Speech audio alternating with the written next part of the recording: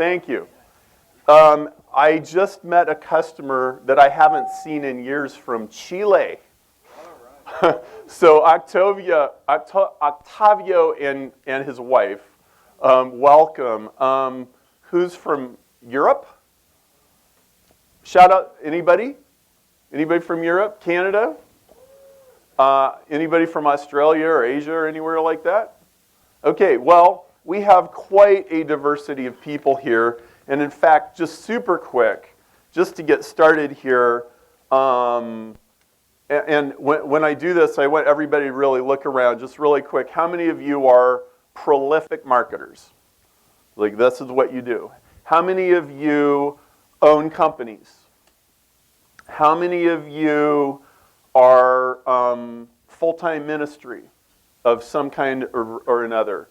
How many of you come from like the Willow Creek seeker that kind of world?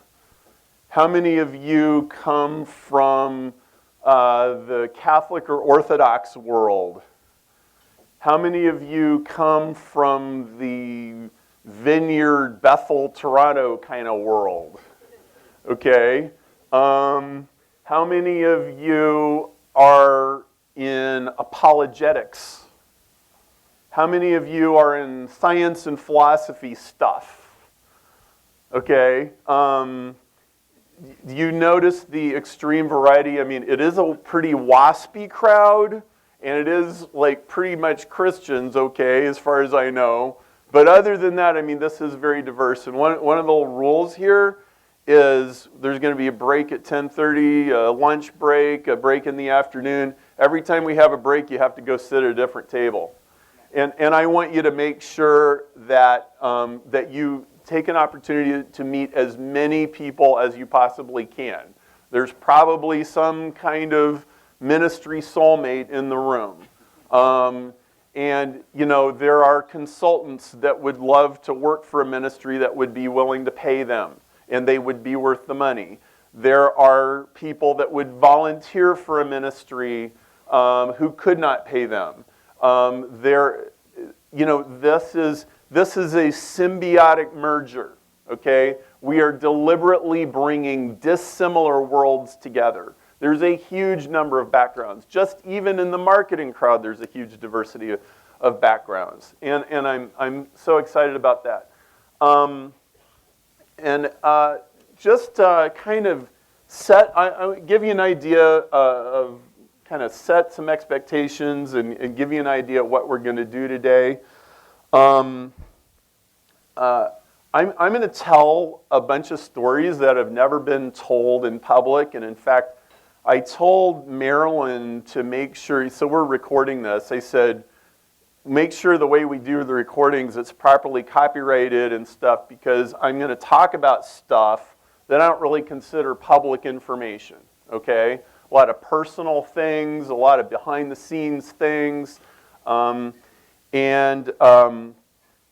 Marilyn's, I'm going to talk here for probably an hour and a half, and Marilyn's, we're going to have a break. Marilyn's going to talk until lunch, and she's going to talk a little after lunch. One of the things that we're hoping to do is raise some money for every student. Now, this is not a PBS telethon. It's not going to be like that. But look, if you had a magic gumball machine, and you could put $3.25 in and get one new Christian out, how many $3.25 would you put in the gumball machine? Okay, and you might hear that a few times today. You know, I have some things that I'm working on that I need various kinds of help with. I bet just about every ministry in the room is looking for some kind of help of some kind or another. The great thing about gifts in the body of Christ is we can all be our weird little stir fry, and it all does actually work. I'm selling. I've got order forms for people that want online marketing training. I've been selling online marketing training for years. Not going to be a pitch-a-thon by any stretch of the imagination, but that is available. And Tiffany, she's over there. You can talk to her about any of that kind of stuff. And honestly, I'm really hoping to start a movement. There is a trade association, organization, or entity for just about every activity that you can imagine. In fact, in his book, Democracy in America, Alexis de Tocqueville wrote in 1835, he came to America and he's like, they have an organization for everything you can imagine. I mean, it's like, it could be model trains, you know, it could be Save the Whales, it could be anything, but there's always an organization, right?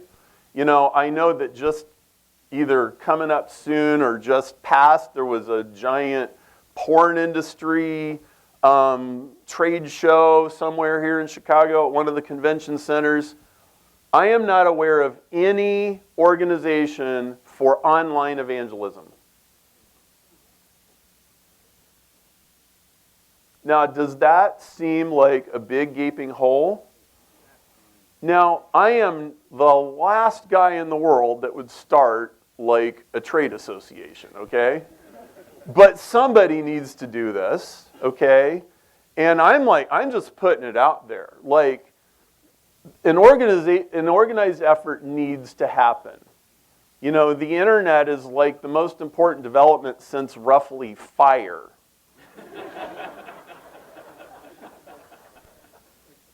And there needs to be a kingdom presence in all corners, everywhere. I'm probably going to offend some people. I just tell it like it is, so, you know, get over it. If you're an inexperienced marketer, I will do my best not to go over your head. I will try to explain the marketing pieces in plain English so you at least understand what the ideas are. If you're a super experienced marketer, this will be like, Perry, this is just like marketing 201, 301. Like, yep. So if you're an experienced marketer, this is not grad school, but I'll probably still talk about something you're not doing that you could be. You know, meet people, take pictures. Maybe Infinite ROI Summit could become an annual thing. Maybe it could become a big giant thing with breakout sessions and all kinds of stuff. I'm not really taking it on myself to make that happen, but what I know I need to do is like start something. I start more things than I finish. I don't know if anybody could relate to that. So it was New Year's resolution time between 2002 and 2003, and one of the things that I wrote on my piece of paper was mail order evangelism. And what that meant was, I am a marketer. I have learned in the last 5 or 6 years, I've done all kinds of stuff, and I have learned how to generate leads, advertise, make people raise their hand, buy stuff on the internet, send in purchase orders, you know. I'm one of those guys that's not so technology. I don't know how to do a Mac. I just need to get it. Can you find a Mac person, please?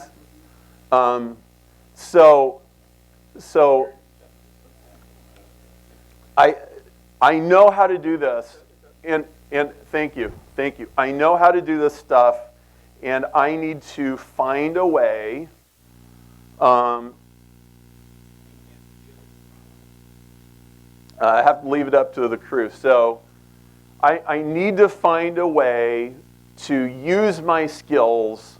So I don't know if it's postcards or banner ads or what it's going to be, but I need to do this.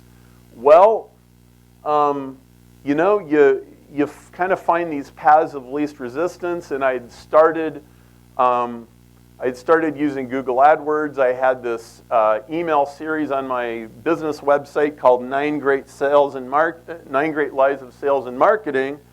I thought, well, why don't I try 7 Great Lies of Organized Religion? And so I made this simple little landing page. It looked approximately like this.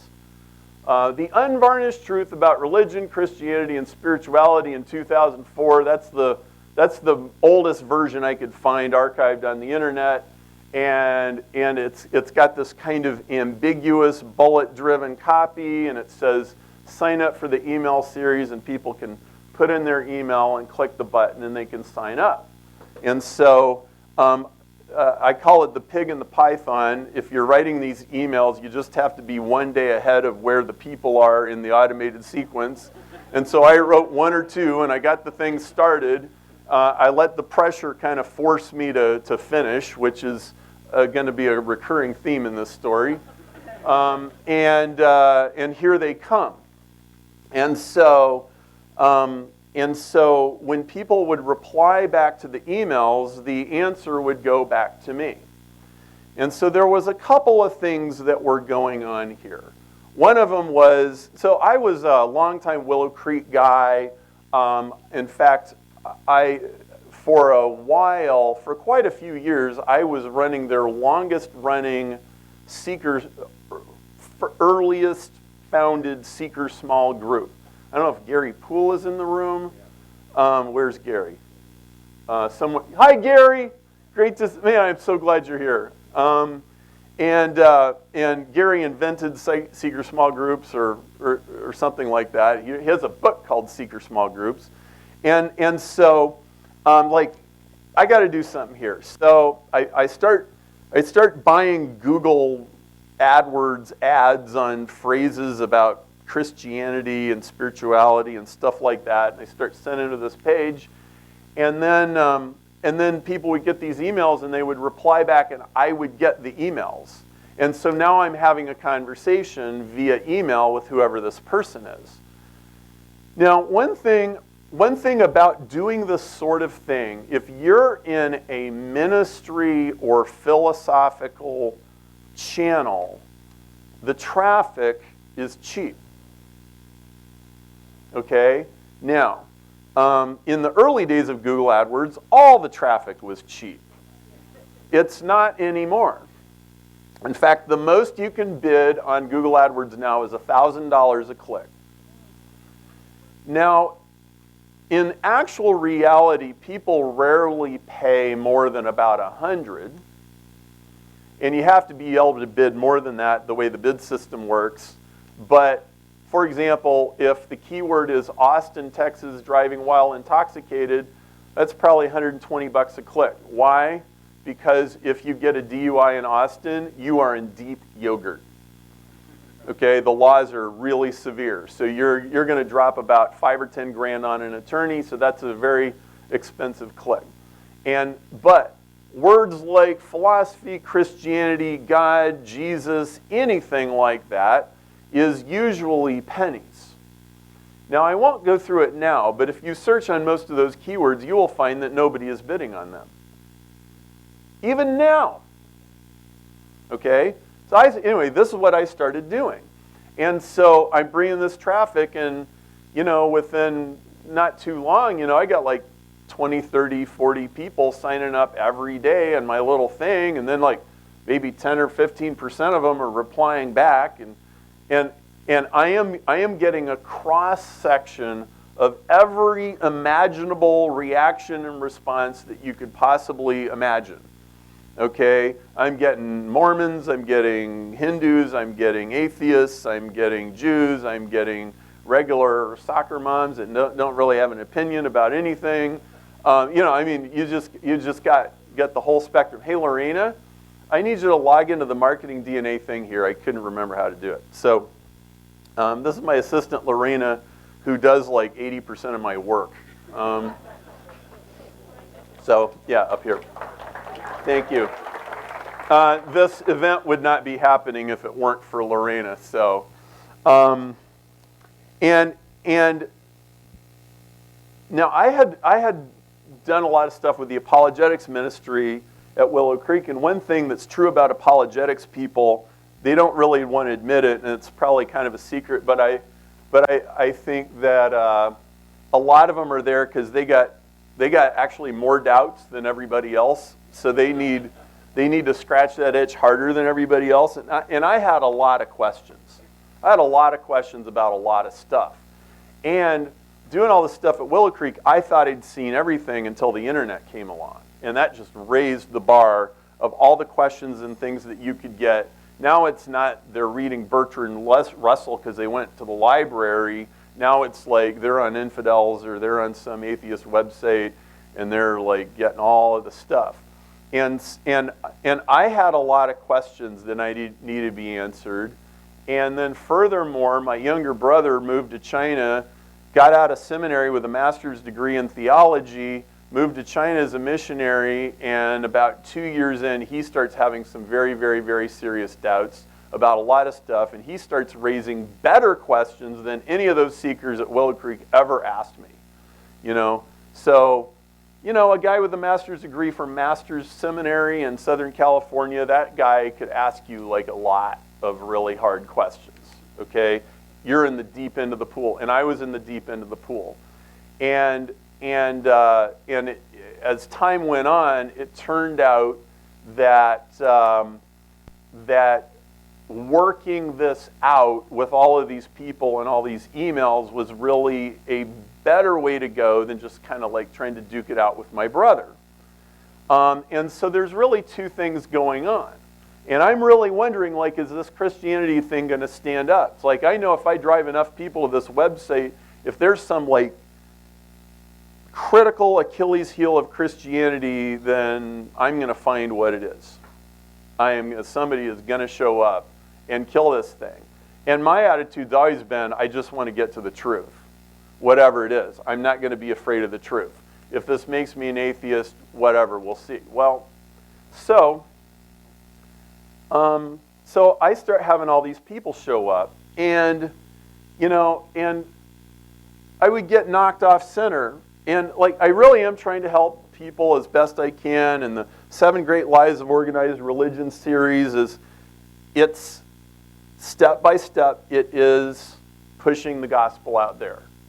If they sit there and they read the emails, they are hearing about Jesus, and they're hearing about a little bit of a different way than probably anybody else really told them before, and it does produce reactions. Like I remember one guy going, religious people used to make no sense to me whatsoever. Now that was beautiful. That was really interesting. Now I'm not sure I believe that, but wow, thank you. That was, and it's like, can I just move people from X to Y? Can I just move the ball forward? And that's what I do. Now Marilyn's kind of a closer, okay? But that's not really kind of how I work. And so here they come. And then not a while after that, the Passion of the Christ movie came along. And I started bidding on that. Oh my goodness, the traffic just went through the roof. I did a webinar about it. There was all kinds of conversations. It was huge, absolutely huge.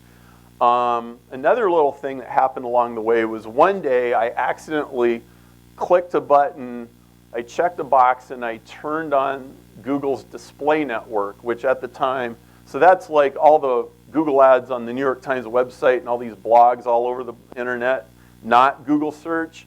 And at the time, that part of Google was generally reputed to be a ripoff. It was like the traffic quality is bad and everything.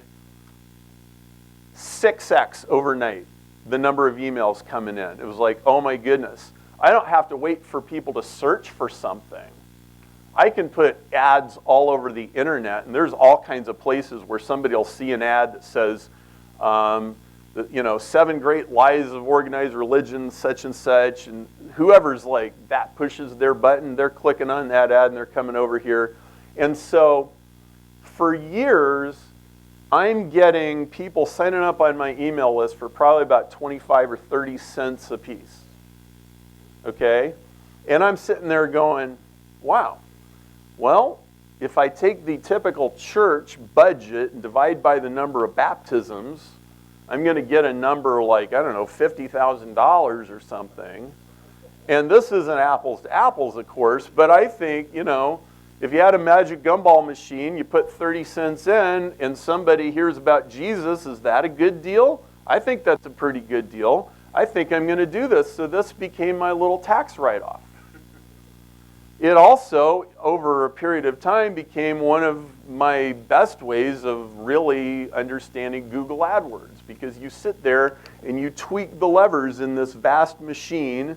And those of you who are geeky enough to be into Google AdWords, you know what I'm talking about. It's just absolutely fascinating.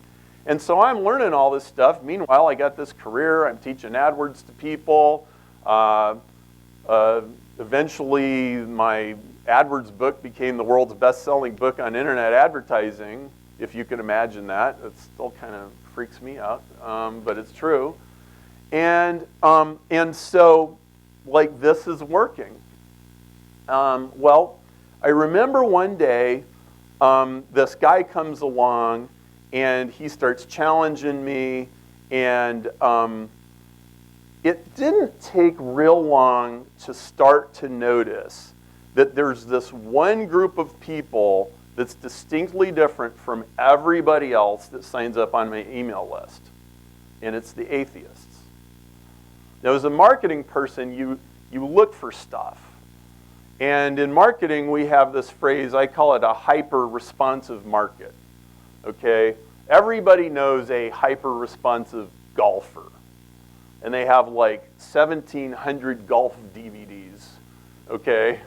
And they have 68 golf clubs, and they, you know, right? Or fishing, or macrame, or Pokemon, or like whatever it is, right? There are people that are just so into something they can't get enough. It's like these atheists are just like, rah! Like, man, they come out swinging, not like nobody else, right? And this was, what I was witnessing was the rise of the new atheism, is what was happening, okay? And before the internet, atheists had no place to congregate. There was never enough of them in any one place. I'm completely serious. Again, everything you're hearing is from a marketing guy who thinks, a numbers-driven marketing guy. And so, look, I go to restaurants, you know, and I'm like, I wonder what percentage of the time this restaurant is full.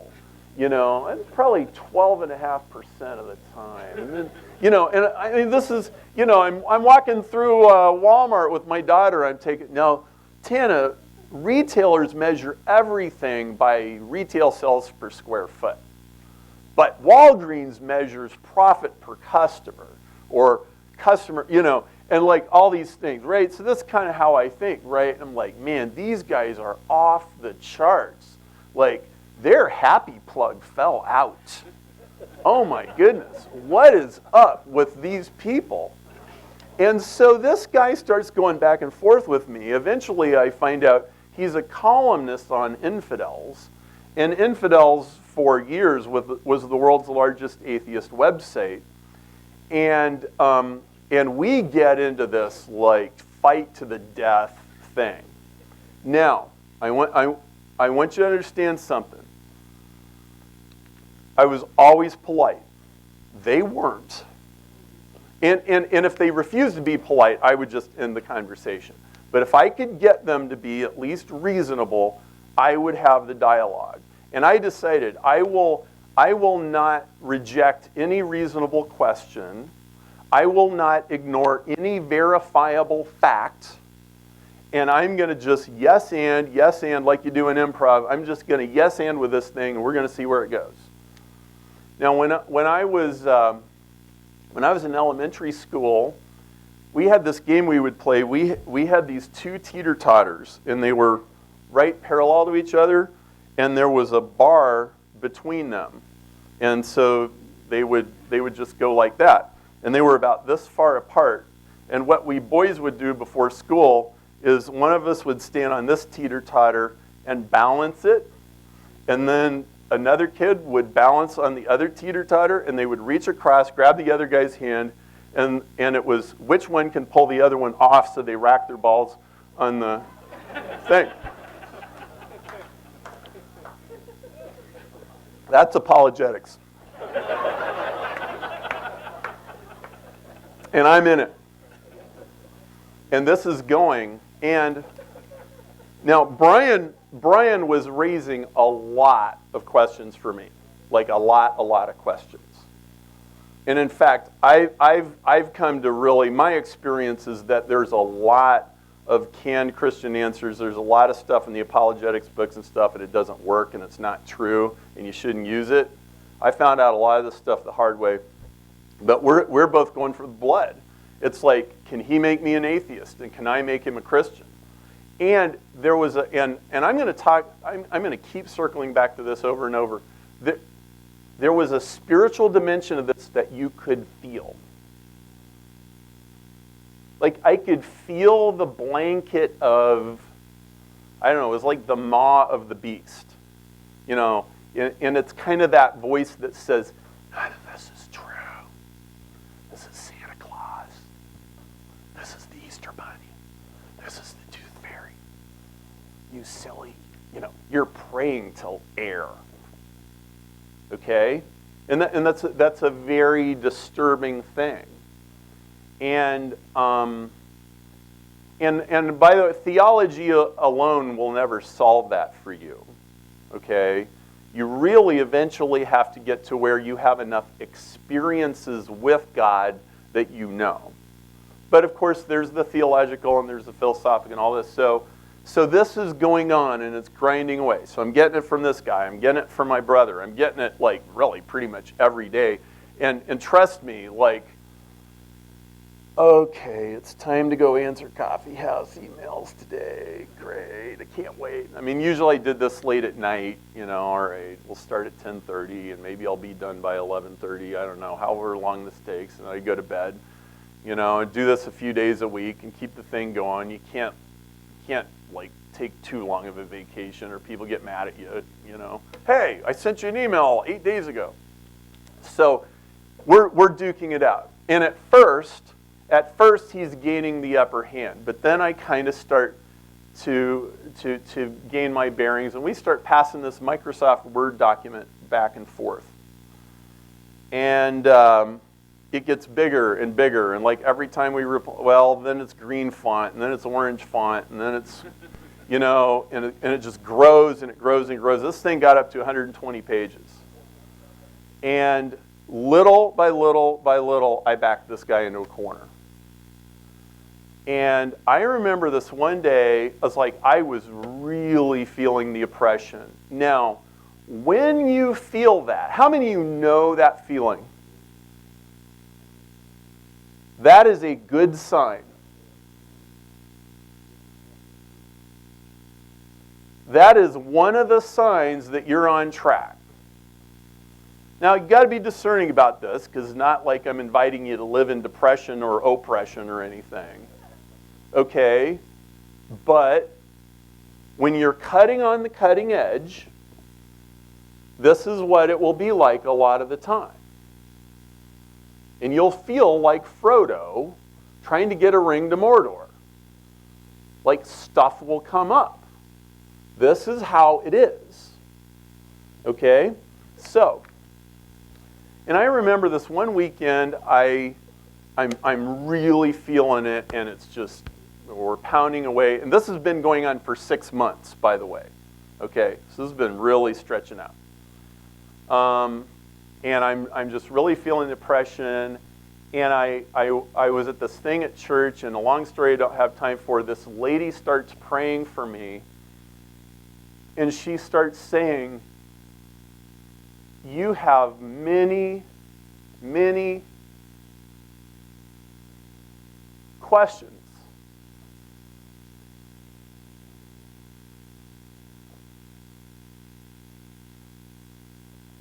That you pursue in your hearts.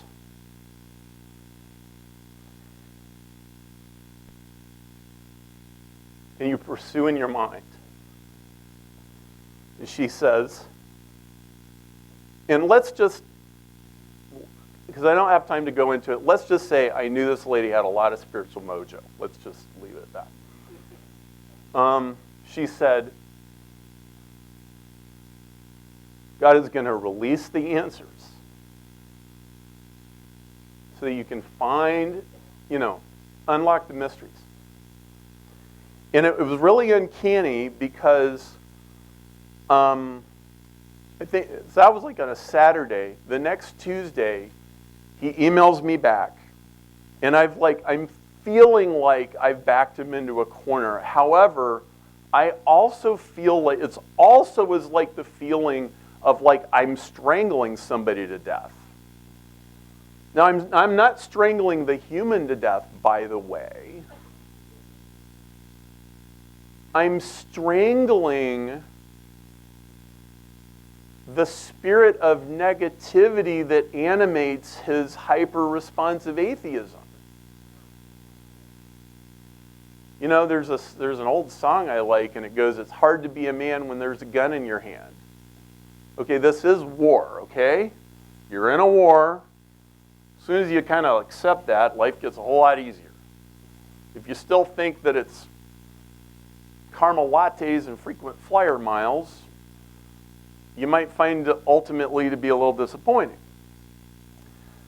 And he emails me back and he goes, "Perry, you're very smart. You're very polite.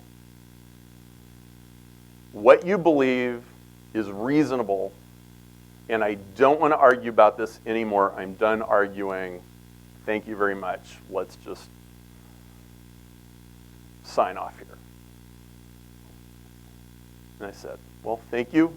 God bless you. Wish you well." And we were done.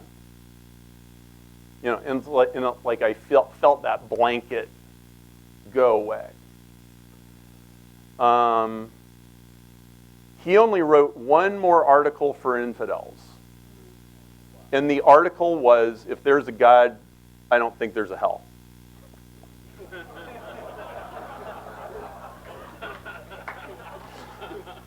That's what the article was. And everybody's got a different calling, okay? I'm just telling my story, and your story is going to be different. But I started to realize my job is to go to the deepest end of the pool that I can find.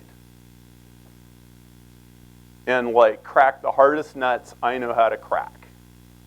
Because I know that's just what I'm built to do. I know all kinds of other people, they just in that parable of the sower, I'm finding these seeds that got buried 10 feet deep or something, and there's other people that are just, hey, there's one and they water it and it sprouts, and there's one that water and it sprouts, and that's what Marilyn does. And I think it's fantastic, right? But everybody's kind of got their thing. And so this thing continued to go. Well, eventually, that email list ended up having about 75,000 people on the email list, and I still have it, and I still mail it to it from time to time. I've kind of shifted gears to some other things, but then another part. Okay, I don't want to skip this part. Once again, I have a magic gumball machine. Every time you put X number of dollars in, a spiritual seeker comes out. How much money would you like to put in it? Now, there's all kinds of things that you could measure in this process. Maryland has a form where people fill it in and they say, "I just received Jesus, and I want my spiritual starter pack. You want 7 great lies of organized religion. The first email starts today." There's lots of ways to do this. But basically, you can engage people. You can put some money in the machine, engage people, and here they come. You can do this on Facebook all day long, like crazy. Have you ever noticed there's all these people walking around with this device in front of their face, and they almost get hit by cars? They could be reading your spiritually provocative message about any imaginable topic. And Facebook will sell you access to anybody for so many hundredths of a cent per impression. Okay?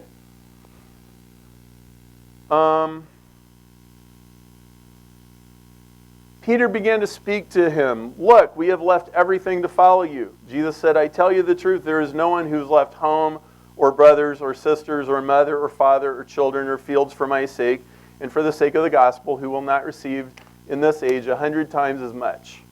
Homes, brothers, sisters, mothers, children, fields, all with persecutions, and in the age to come, eternal life. Now, I think this is a really interesting verse. Because if you look at what he actually says right here at the end, he's saying, if you preach the gospel, it will enrich your life many, many ways. In fact, you could even use this verse to make an argument for the prosperity gospel, which I'm not a prosperity guy, but I would be the first to argue that the reason that Western civilization is prosperous is because of the gospel. One of the things I say on my website is, okay, can you think of 5 non-Christian countries, like any religion, Buddhist, Hindu, Muslim, atheist, whatever. Can you name 5 countries of any one of those religions, 5 Muslim countries, 5 Buddhist countries, that are not characterized by poverty, illiteracy, and human rights abuses? Can you think of 5 Protestant Christian countries that are characterized by poverty, illiteracy, and human rights abuses? Now, if you try really hard, you can't actually come up with those lists, but you have to try. And you end up using countries in Africa that weren't Christian 100 years ago and are now. Okay? The gospel changes the world. And what's good in the world is good because of the gospel. We have democracy because Paul said in 40 AD, in Christ there's neither male nor female, Jew nor Greek, slave nor free, all are equal in Christ Jesus. Nobody had said anything like that before Paul said that. The idea was completely foreign to humanity. Equal? What are you talking about? We got slaves, we got pharaohs, what are you talking about? Okay? We have science because Christians in Western Europe believe that God made an orderly universe with discoverable laws. So if you like democracy, you like science, you like the modern world, think a Christian, think a missionary. And yeah, it's hard work. It's like shovel, dirt, stuff like that. But look what Jesus is saying. Homes, brothers, sisters, mothers, children's fields with persecutions. Yep, it's going to have a sting to it. And in the age to come, eternal life. Pretty powerful stuff. Now, marketers, so another little confession. So, I kind of insulted the apologists a little while ago. Marketers are like people who like the idea of people but don't really like people.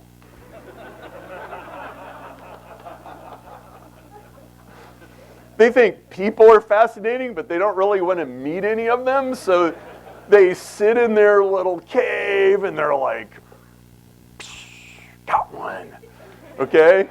And all of you Planet Perry people who run internet marketing agencies and stuff, you know exactly what I'm talking about.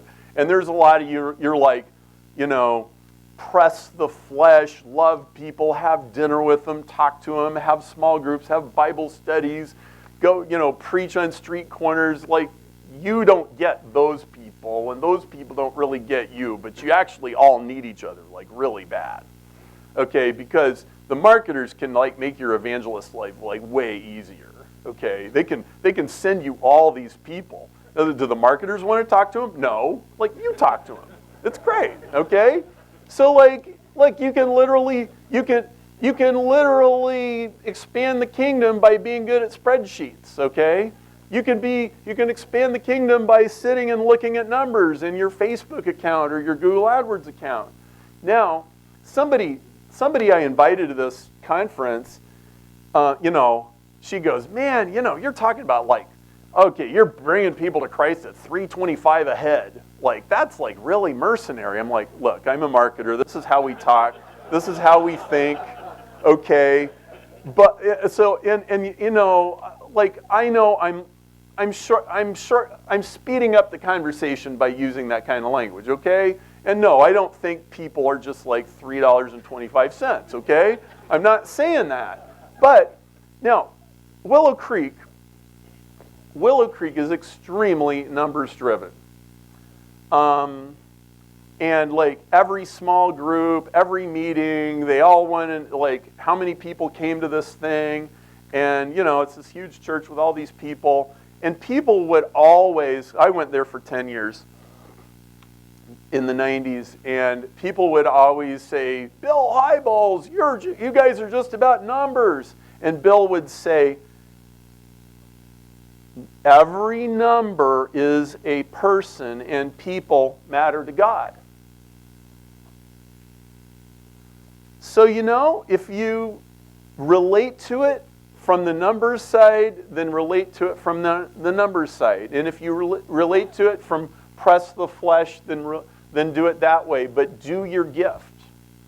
You know, there is a place in the kingdom of God where you can use your gift and you have a superpower. Which brings me to this. How many of you guys took the marketing DNA test? Awesome, awesome. Lorena, could you help me do this? Just because you're better at this, you've used this tool a lot. Lorena helped me develop this thing. She was the spreadsheet jockey when we were getting this whole thing on the ground. So I'm just going to pick somebody at random. John Frank. I'm going to pick you. John, stand up.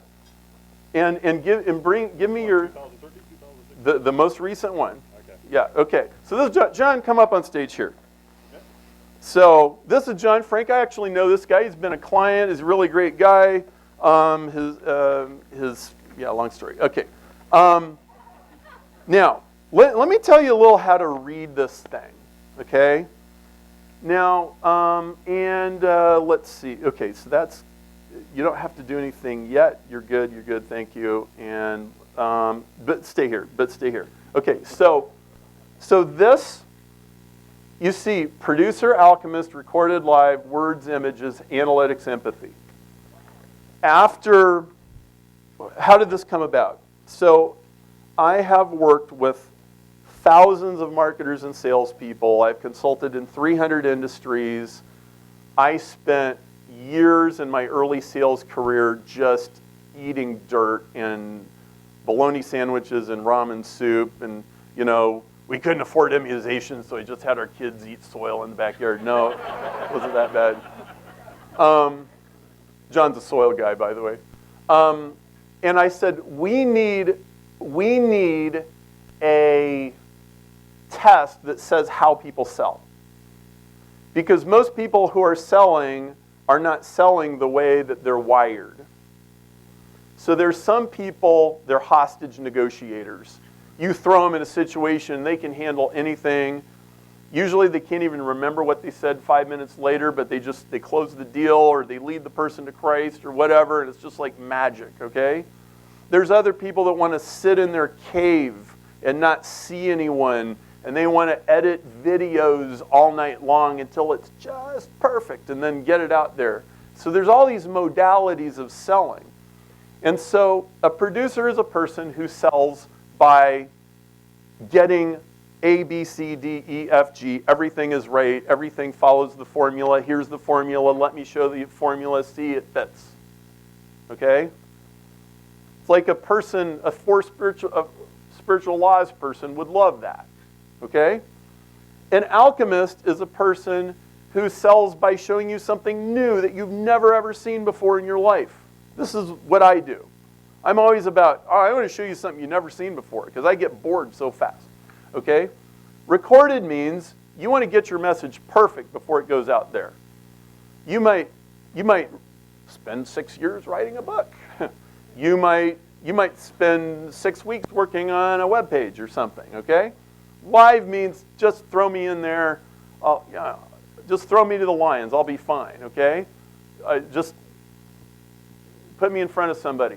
Words, they sell with words. They sell with stories. Okay, images, they sell with pictures. art, TV, whatever. Analytics. They sell with numbers and facts and data and proof. Like most apologetics people are like that. Empathy. They sell with, oh, I love you. You're so special. Let me give you a hug. Okay? They pluck your heartstrings. So that's what this is. And we found this is very effective at describing. So let me read you this. Inventor soulmate. You understand the creative use of emotional power. For you, the power of marketing is in the hidden conversation inside the customer's head, which you not only discern but take to a new level. You understand how to harness their inner fantasies and secret desires to a level that's almost psychic and sometimes a little bit scary. That says this is how John sells. Now, do you agree with that? Yes. This is... I learned it on the phone, talking to people, but I picked up on it right away, and I knew exactly I could get the next call. I could tell them their story. Right, and that's how you sell agriculture, and I'm going to guess it's also how you have spiritual conversations. Yes. Right? Yep. Could you tell me just like a teeny little 20-second, like first thing that comes to mind? I was talking to this guy, and what came up was... Let's see. I asked for some spiritual gifts when I was young, and so then I was able. One of them was faith, and so when people come up and talk, I'm able to share a lot with faith. You can do this, and I get a lot of conversations, and I share that we can do this if we do it. Right. Yep. So it could be a divorce, it could be a bankruptcy, it could be, yes. Right. Right. So how you sell is how you sell. How you share is how you share. I would say also, knowing people's emotions, you can really, you can tell a good story. And I guess the best thing I can do is share somebody else's story with somebody else, and then that leads to the empathy. I guess that's not more empathy than alchemist, but that's also real strong there. Yeah, so then the second one is many times you don't know what you think about something until you write about it or talk about it through with others. A creative stream comes from your heart, and as you verbalize, you tap into an inner well of insight and generative power. You could sit in meetings and strategize all day long, but the shape of your plans don't truly take form until you put them in words. As a copywriter, you're not merely skilled in putting words together, but crafting offers and even entire worlds that sound desirable. I can't even understand what I know until I write it. Yeah. Okay. Right. So, in fact, I learn a lot by writing. Yeah. Honestly. And this is his main way of connecting with customers other than on the phone, which is his emails, which we've had lots of conversations about that. So, John, give this guy a hand. Thank you. Here. Now, another idea. So, a lot of you are thinking like, oh, okay, so like I go do something like Perry did or something like Marilyn did, which is, engage on specific spiritual topics, advertise on these keywords. Well, I want to plant the idea in your mind that you could go a lot of other directions with this that we have not talked about at all. So, affinity-based marketing is I can connect with you on anything that you're interested in, and if I can trace a spiritual conversation from there to somewhere else, then we can have a conversation. I just quickly threw together this list of things.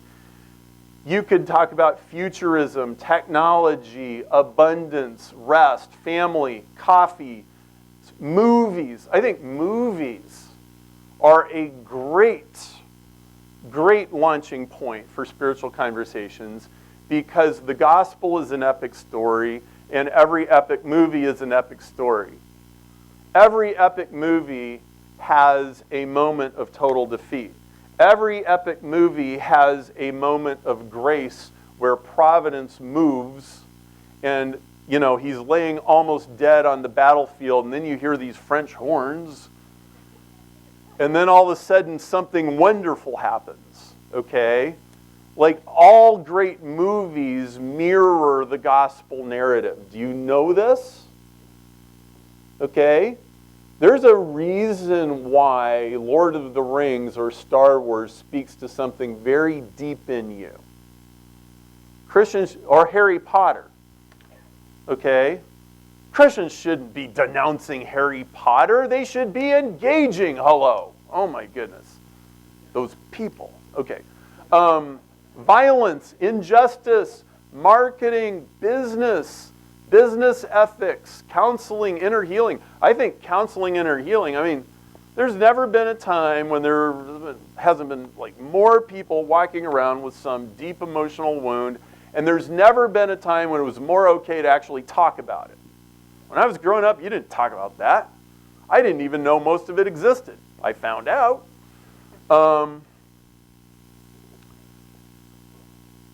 Divorce, marriage, evolution, abortion, racism, prejudice, homosexuality. Now, let me tell you another piece of it. So, in 2004, I guess, we did this event at Willow Creek called Cosmic Fingerprints, and we got the Hugh Ross people to come and engage on origins and, you know, where did the universe come from and all that. And I built a website for this thing to help them out called CosmicFingerprints.com, and I ended up turning this into a second ministry project. And this actually went far deeper than the Coffee House Theology, 7 Great Lies of Organized Religion project. Way deeper. And so let me tell you some of the story. So I'm in China, and I'm visiting my brother, and at this point, he is this close to becoming an atheist. He has already consciously thrown the whole Christianity thing out the window, and I am finding this very unsettling, and we're having an argument, and we're in this little bus in China, and we're going around these mountains having an argument. And it's like, and he's dragging me with him against my will. Like, I don't like where this is going. And I find myself like kind of almost like teetering over the edge, and I go, so Brian, look at the hand at the end of your arm. I go, you know, I've been doing engineering for 15 years. This is a very fine piece of engineering. You don't think this is like the result of accumulation of accidents, do you? And he's like, hang on, buddy. And he was ready for that. He was ready. He had the whole comeback for that, too. Now, I didn't particularly buy his answer. But what I knew, because I have an electrical engineering degree, I knew that I didn't know. I knew that most biologists would agree more with him than with me.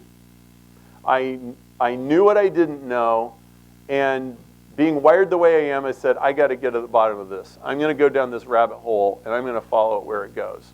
So I went down that rabbit hole.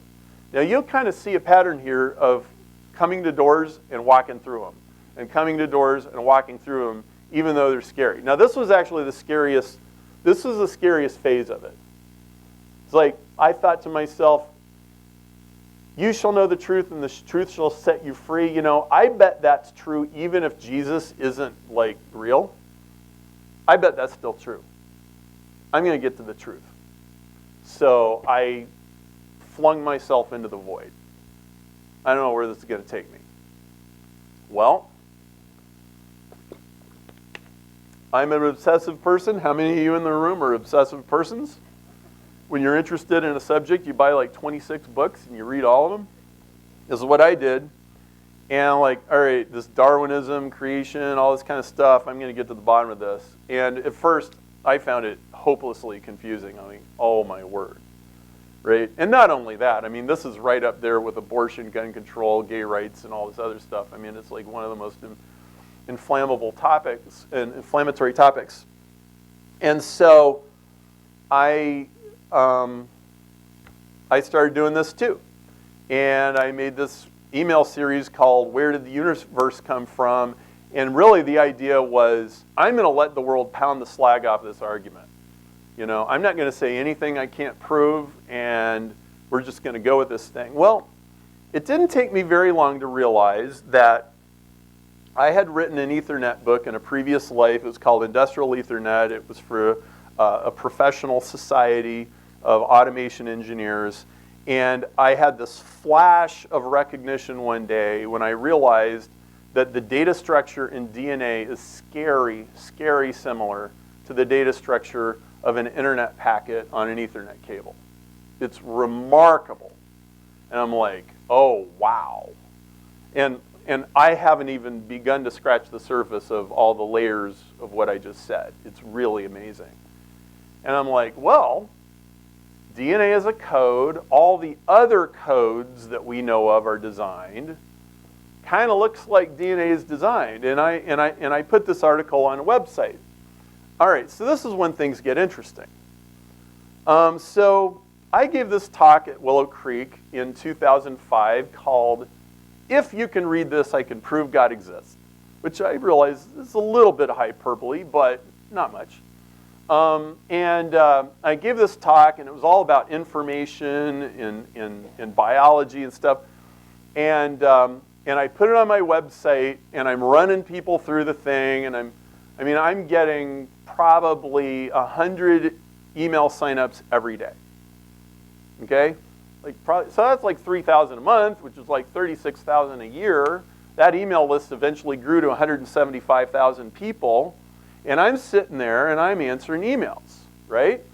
So here comes another one of these flaming atheists, okay, and he's swinging, and here we go, and I start backing him into a corner, and this time, instead of the other guy who's like, okay, I'm done, he's like, he goes to the world's largest atheist forum, which was Infidels, and he posts a link to my talk, and he goes, be nice to this guy while you tear him apart.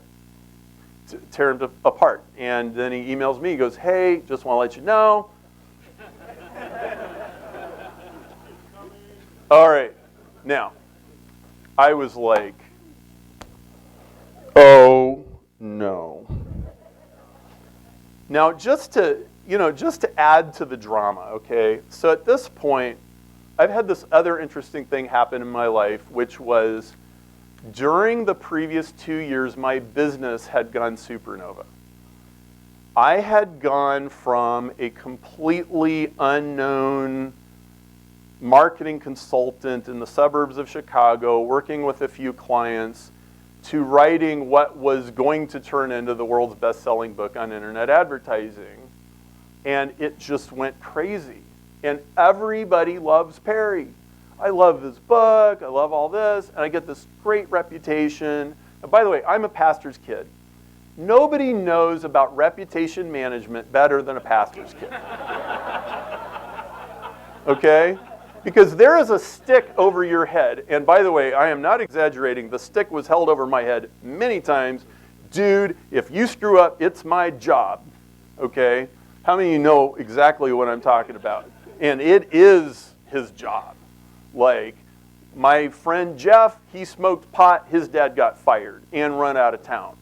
Okay? Like, it was nasty. All right? So, so I got this fantastic reputation on the internet. Now I got this like forest fire over here. I'm like, these people are not nice, and it's spreading, right? It's like it's more blogs and it's more websites. So, and you guys, it's all on public display. You can all see it. If you type in Perry Marshall, idiot atheist, just type that into Google, and you will find literally hundreds of websites. They hate me. Like, they really hate me. And you guys are welcome to go look. I mean, it'll be very entertaining. Okay?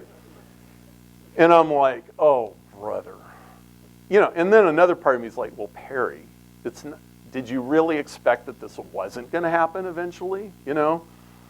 And like, okay, here we go. I remember having breakfast with my friend John. He's like, God has a sense of humor. I think you need to be doing this. All right, so I get to work defending myself. Now, while this was going on,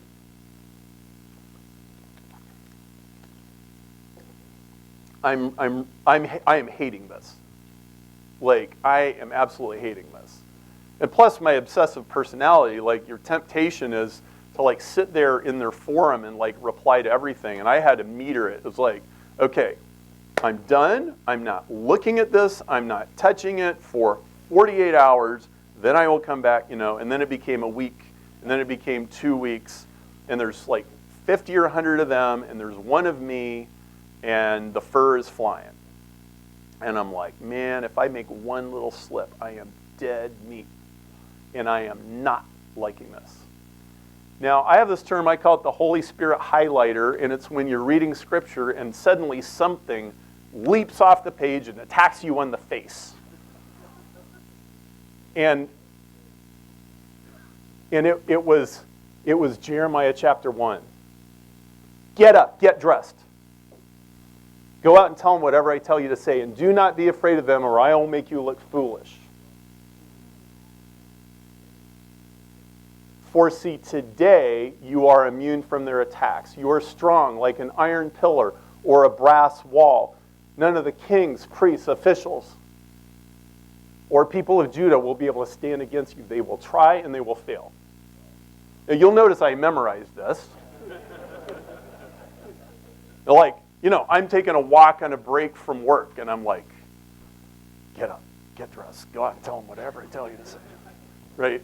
And working that muscle. Well, that turned out to be one of the absolute most interesting things I've ever done in my life. Because here's what happened. Turns out one of me and 50 of them was actually an advantage for me because I had my story straight and they didn't. They contradicted themselves every which way. Okay? I was pretty much all by myself, so nobody has to explain Perry's argument but Perry. There was a couple people interfering, but basically it was just me. And so I was extremely careful about everything I put on there. And this went on for about 3 months until the moderator finally, sort of kind of threw in the towel, and it just stopped. Okay, now it did start up again later, but for a while, and then I went on my website and I summarized everything in this series of articles, and I put links back to it, and I said, so here's what we've been talking about, here's what's happened in this conversation, and if you don't believe me, go read every single word for yourself, because it had been growing and growing and growing and growing. This became the longest running, most viewed thread in the entire history of the largest atheist website in the world, and it ran from 2005 to 2012 when they disabled the entire forum and took it down. Okay? And I have zip files with all of it on my computer. I don't own the copyright, so I can't post it. Some of it's on archive.org, and I have links to it, and it's a whole chapter in my book, Evolution 2.0, which came out a year ago. Nobody has ever punched a hole in that argument. And it led me to a whole new level of understanding of a whole bunch of things. Now, I said earlier, I have found that a lot of things in the Christian world, in the apologetics world, and evangelism world don't actually hold up. I am frankly appalled at a lot of what Christians do on the subject of creation evolution. And I'm not going to go into all of that. But being an electrical engineer and knowing science really, really well, I found a lot of things Christians were doing to be appalling, but I found what the atheists were doing to science to be more appalling. And in fact, it wasn't the theologian in me that was offended so much, it was the electrical engineer in me going, I can't believe you believe that. You've never seen that happen ever in your life. And again, I can't go into all of it. I found the whole evolution subject to be much richer, much more fascinating, much more amazing than most of you have ever heard. And that is the subject of this book. Now, the reason I put this on the screen is, if you're interested in model airplanes, there is probably some kind of way to engage people spiritually. And one of the things that I would like to,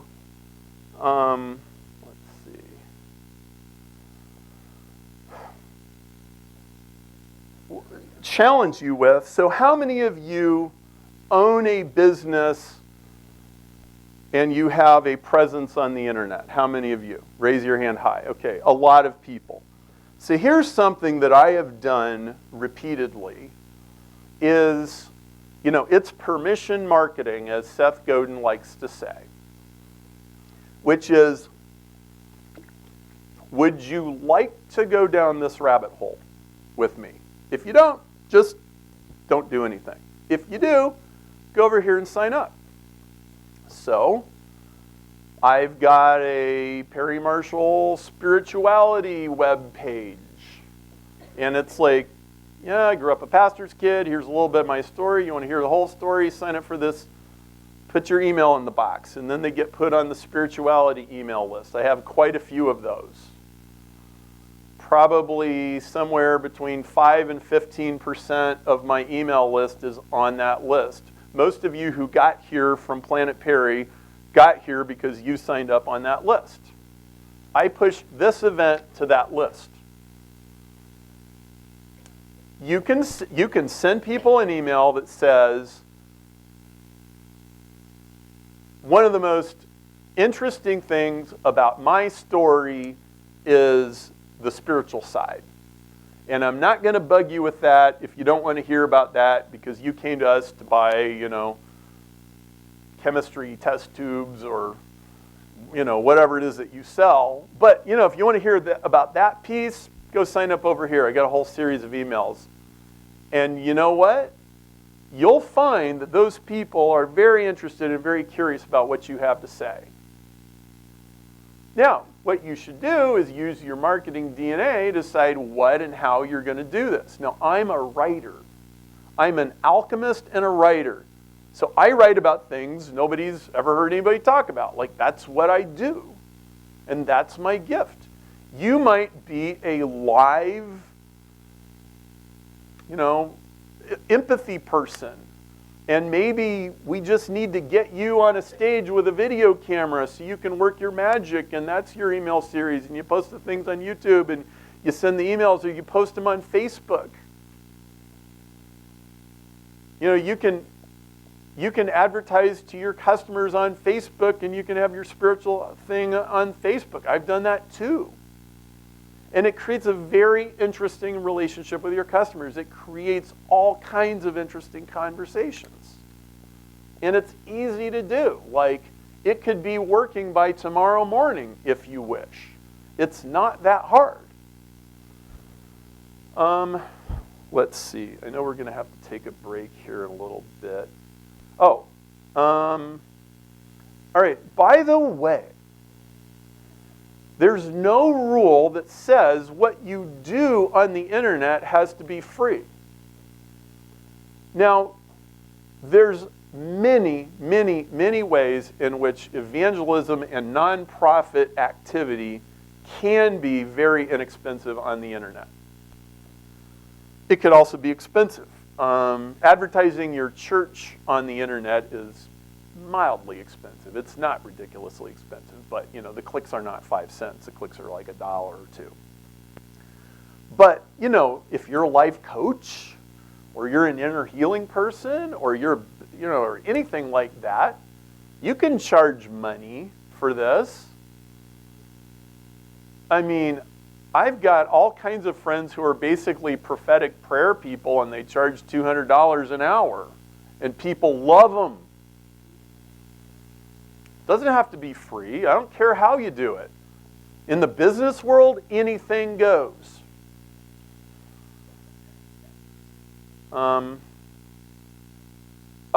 Let's see. Is it okay to sell Jesus?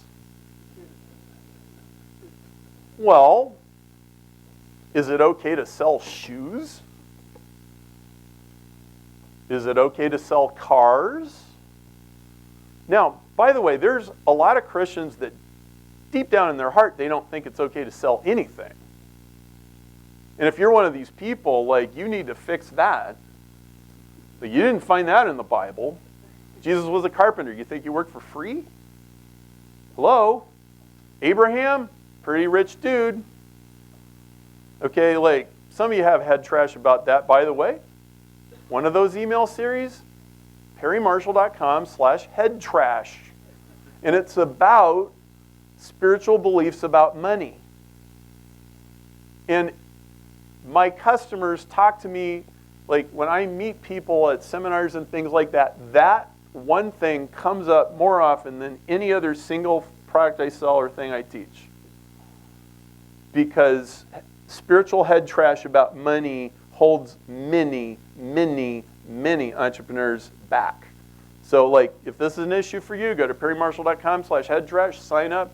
You'll really find it interesting. Is it okay to sell Jesus? Well, this is my definition of marketing. My definition of marketing is the art and science of helping people who need each other find each other.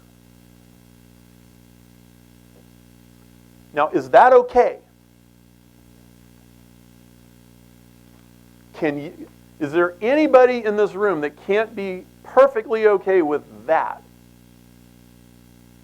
Now, if you define marketing as deception, manipulation, vacuum out people's wallets or whatever, then that might be different. This is okay. Now, does Jesus need the seeker? Yes. The answer is yes. Does the seeker need Jesus? Okay, so you all have permission to be involved in the art and science of helping Jesus and seekers who need each other find each other in any way that you want. And what is business? What is commerce? You know, hiring a roofing contractor, helping people need each other, find each other, and it's okay. I actually believe that most of our Western attitudes about selling originated with evangelism. I think evangelism is where the belief in spreading good ideas, even at great personal expense, came. Everybody in sales knows what missionary work is.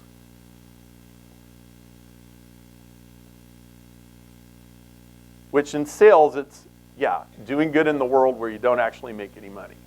Yes, that's what it is. Okay? And we are talking about doing missionary work here, but I don't want you to, you know, not have the idea that you could make money with it too. I mean, maybe you can. A cup of Starbucks is $3.25, right? I have a magic gumball machine. Every time you put $3.25 in, a brand new Christian comes out. How much money would you like to put in? That is the every student proposition. Pretty good USP. Good job. We're going to take a break. It's a 15-minute break. Is that right, ladies and gentlemen? When you come back, I want you to go sit at a different table. I want you to use as many opportunities as you can to talk to people, get introduced to people, and there's lots more that we're going to cover today. We've barely gotten started. And please be back at 10:43, and we will get started, and Marilyn will be up. Thank you.